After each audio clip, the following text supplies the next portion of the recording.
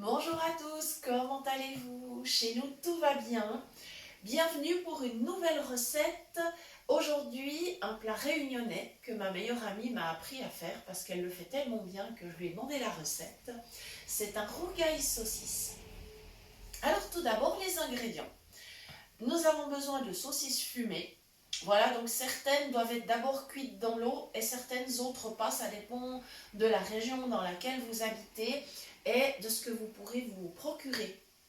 Pour moi, ce sont évidemment des saucisses sans gluten et ce sont des saucisses qu'on peut directement faire revenir dans la poêle. J'ai pas eu besoin de les faire cuire dans l'eau.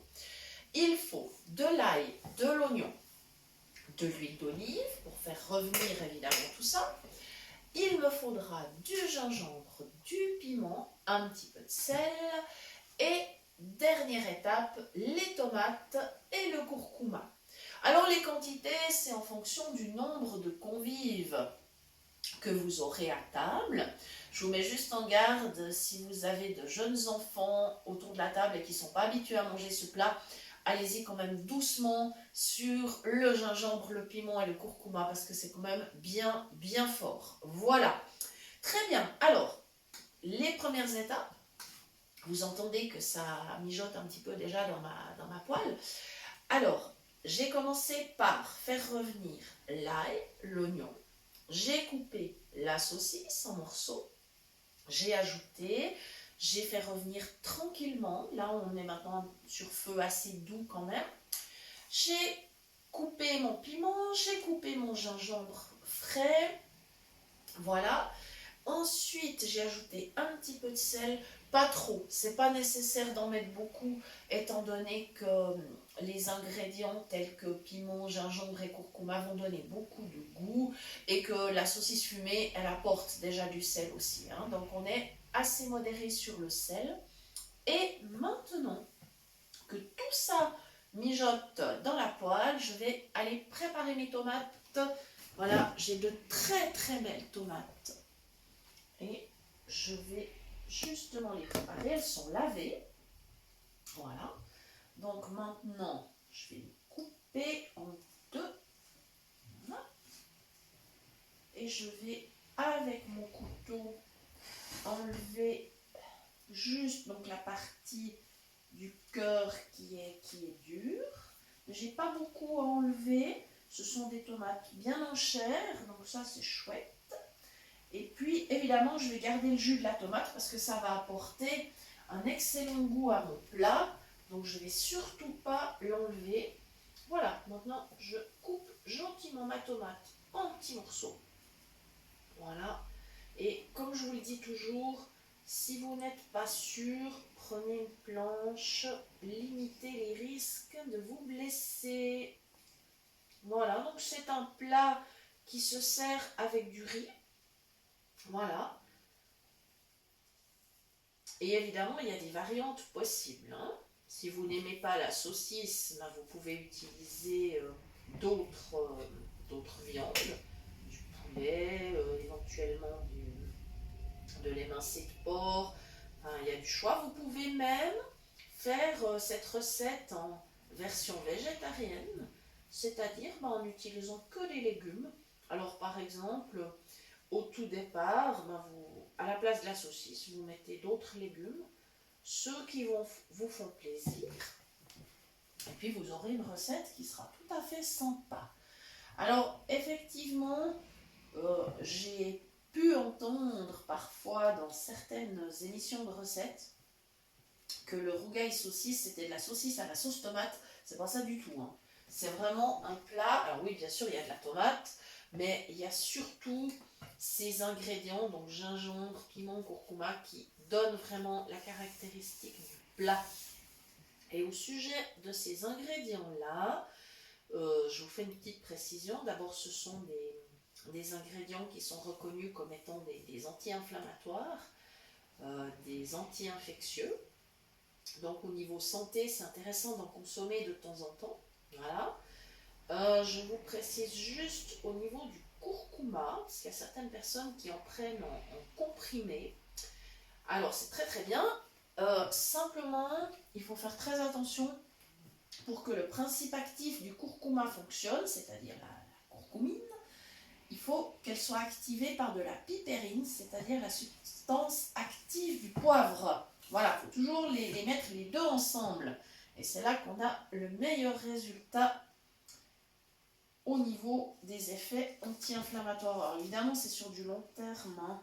Je veux dire, si vous en prenez qu'une seule fois, ça ne va peut-être pas le faire. Mais c'est vrai que si vous mettez régulièrement ce genre d'ingrédients dans vos plats, eh bien, si vous avez des petites douleurs inflammatoires, ben, vous allez sentir un petit effet bénéfique quand même. Voilà. Ce qui ne vous dispense pas évidemment de consulter hein, si vous n'êtes pas bien. Voilà. Je ne prétends pas non plus vous faire des prescriptions, c'est pas mathématique. Hein. Mais voilà, c'est des petites précisions comme ça quand même intéressantes sur ces ingrédients. Ce sont aussi des ingrédients qui aident à avoir une bonne digestion. Voilà. Toujours bon à savoir. Hein. Voilà, mais attention si vous avez l'estomac fragile, commencez par des petites quantités. Il vaut mieux modérer et éventuellement en utiliser plus la prochaine fois ou la fois suivante si vous vous rendez compte que vous avez bien digéré, bien supporté. Voilà. Alors j'ai presque terminé avec mes tomates. Voilà. Et là, c'est sûr que mon rougail, j'en aurai pour 2 jours. Ça, c'est certain. Voilà.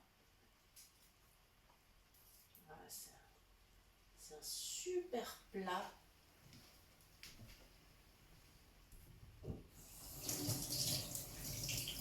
Voilà. Comme ceci. Voilà. Et maintenant, donc, le dernier ingrédient, ça va être le curcuma que je vais aller chercher. Alors, j'ai la chance d'avoir une amie qui peut m'en avoir des grands pots. Parce que, comme j'en utilise pas mal dans la cuisine, inutile de vous dire que si j'achète des mini pots, eh bien, j'en aurai pas pour longtemps. Voilà, je me positionne au-dessus de ma casserole. Comme vous aurez remarqué, pour le moment, ça ne cuit pas très fort. Ça évite de se brûler. Voilà, allez, 2 cuillères à soupe. Alors attention, hein, si c'est la première fois que vous en faites, mettez-en moins. Voilà, c'est bien fort. Hein. Et voilà. Comme ceci. Ah oui, ok. Le dessus du couvercle n'est pas bien fermé et je n'arrivais pas à ranger le pot dans l'armoire. On va remédier à tout ça. Voilà, ça y est, il y a toujours une solution. Voilà, donc maintenant, je vais remuer, mais prudemment, parce que vraiment, ma casserole est bien pleine. Oups, ouais, bien pleine. Je crois que je vais laisser d'ailleurs mijoter avant de remuer, parce que je ne vais pas y arriver, je vais en mettre à côté. C'est pas grave. Maintenant, je vais couvrir. Voilà. Et je vais remonter le feu. Et dès que ça sera chaud, je pourrai nouveau baisser et laisser mijoter. Comme ça, mon plat va rester. Il va mijoter. Oh, je dirais 25 minutes. Le temps de préparer à côté un bon riz. Alors, ce ne sera pas un risotto, bien sûr. Hein, ça va être du riz qu'on va cuire dans de l'eau salée, tout simplement. Et puis, on va l'égoutter juste avant de servir.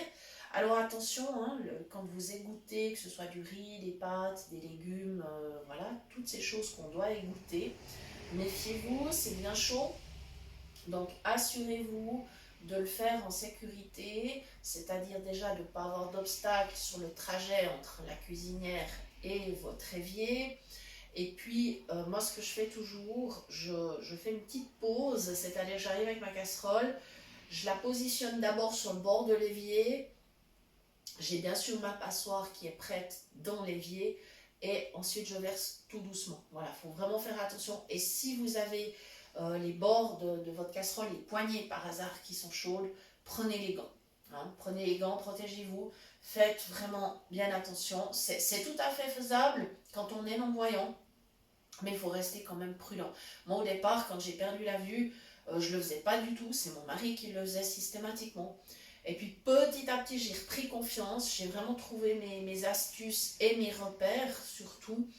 Et ensuite, j'y suis arrivée. Donc, il n'y a pas de raison que vous n'y arriviez pas. Mais toujours travailler en sécurité. Hein. C'est vraiment, vraiment, vraiment important. Il vaut mieux faire des gestes un peu lents. Il vaut mieux perdre 5 minutes de plus plutôt que de prendre des risques. Voilà. Et bien voilà, j'espère que vous aurez eu du plaisir à suivre cette recette et surtout que vous aurez envie de la réaliser. Je vous rappelle donc les ingrédients de la saucisse fumée que l'on cuit dans l'eau ou pas, ça dépend de la sorte de saucisse que vous avez acheté. De l'ail, de l'oignon, de l'huile d'olive, voilà. Ensuite, du gingembre, du piment, un petit peu de sel. Pour terminer, des tomates et du curcuma. Et on laisse tout ça mijoter maintenant. Voilà, je vous rappelle que vous pouvez nous écrire à l'adresse suivante, cuisinepratique@mail.ch. Nous aurons toujours du plaisir à vous lire et nous vous répondrons. Nous vous souhaitons une excellente journée et nous vous disons à très très bientôt pour de nouvelles idées cuisine. Merci.